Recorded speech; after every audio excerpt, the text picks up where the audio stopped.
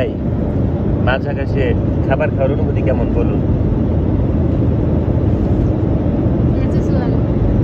একটু কেমন কেমন লাগে না? কোনো ফিলিংস নাই মাঝ আকাশে, মানে এত উপরে? খাবার টেস্টি। কোনটা বেশি ভালো লাগছে এটার মধ্যে?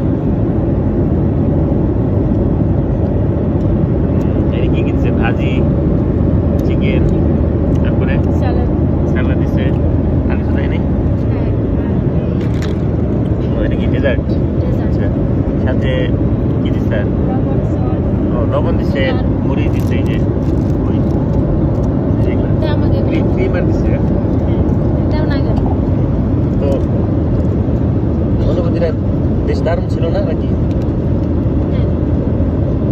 আমার কাছে কিন্তু বেশ ভালো লাগছে। প্রচুর ঠান্ডা, সবাই খাওয়া দাওয়া করতেছে।